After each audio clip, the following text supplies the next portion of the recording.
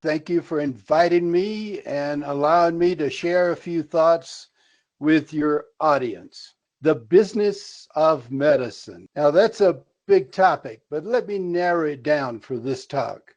We're going to talk a little bit about the past and share with you some things I think you'll find of interest. And then I'm going to use my 50 years of having been a student of this system to project a little bit into the future. And then we're going to save the best for last. We've got a couple of things that we're going to present in the present that I think all of you will appreciate. Those in private practice, those in academics, are those that are actually salaried. Oh, for the good old days. We've all heard that saying. I'm going to take you back to 1970. That was the year that I resigned my commission from the military and established a solo practice in rural Colorado on the western slope. At that time, we had paper charts, but that was not a problem because there were minimum rules, no documentation guidelines. I dictated everything, but only what I wanted to remember about that patient for the next visit. Had nothing to do with the way I was paid. Actually, there was no fee schedule. They paid according to what you charged. But that doesn't mean things were gouging as far as payments were concerned. I set up my fee schedule according to the other docs in the area. And a little side story, about 3 weeks after I'd been in practice, I saw a patient that had just moved from LA to Aspen. Made a lot of money, now had his second wife, but he also had prostate cancer. And he brought all of his papers with him. And in looking through the papers, I saw that the assistant surgeon in LA charged more than I was charging to do the surgery in Colorado. There were only 2 insurance plans compared to the way it is today with multiple insurance companies and multiple plans per company. The rules were simple. There were no fear of audits, and an insurance company wouldn't dare deny a claim. They would not challenge anything I wanted to do for my patient. So as long as it was an accepted medical treatment, I got paid if I charged for it. There were no speed bumps, no time wasters such as pre-authorization. But the most important, practice was satisfying. There's always another side of the story. About 30% of my work was charity work. But at that point in time, when a patient told my office they had a problem and could not pay my bill, you could trust they had a problem. And you know what? The lamb was good and the eggs were not bad. Now, more important, we had very little ancillary income. Dipstick UA with the microscope was about it to start with. Then we added X-ray and a few other things, but no multiple imaging, no ultrasound, no LHRH, etc. Now let's take the crystal ball and gaze into the future. In the future, we are going to have improved data, and I'm not talking about just a little improved data. I'm talking about major improvements in the data we have to treat our patients, but even more, data is going to be used to control your practice and determine how you're practicing. Enhanced technology, both in our process, EMRs, billing, all the things we have to do, but in taking care of our patients. We have now entered the digital world in medicine, and I think that this has just started. We certainly are going to have less onerous rules. Expanded telehealth. You've heard several excellent programs on telehealth from Mark Painter and Neil Baum, and I want to agree with both of them. Telehealth is here to stay. And above all, I think there'll be better satisfaction. But wait a minute. When you're projecting into the future, there's always room for error. And the big wild card in the deck is healthcare reform. Yes, we will have healthcare reform. Our current system is unacceptable and unsustainable.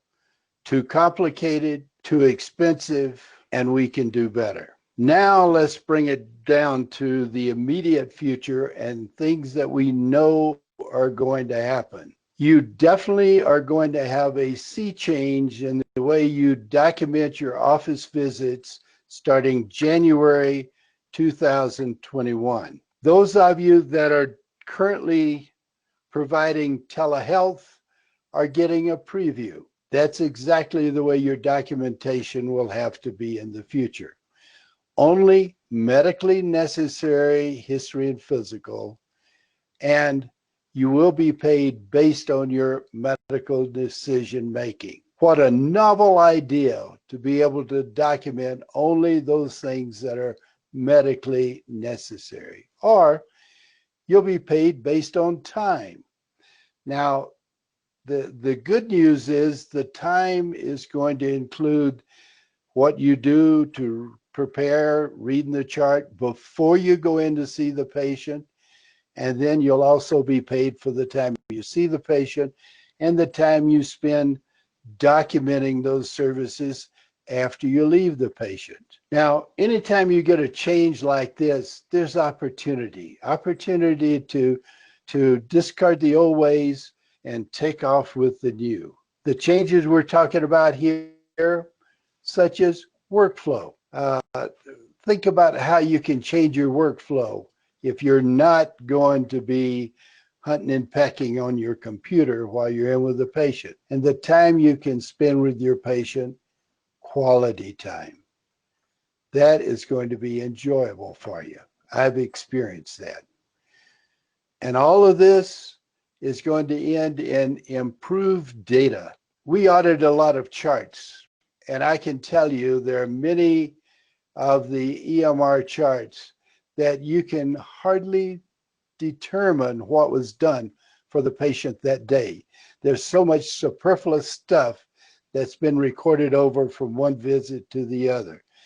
That should be a thing of the past. Now, speaking of data accuracy, let's get down to where the rubber meets the road. We're talking about things you're doing today. We're all looking to drink from the fire hose of big data. The challenge is to make that data accurate. And today, we are experiencing significant errors in the collection of your current data. Now, let's take a look at the way activity data is captured. This is your billing data, but this is what's used to determine what was done for that patient that day and why. And this is truly a team effort. It takes a team to accurately document everything. This is what I call the wheel of fortune. It's the steps that are taken from the time a patient is scheduled till the time the money is in the bank.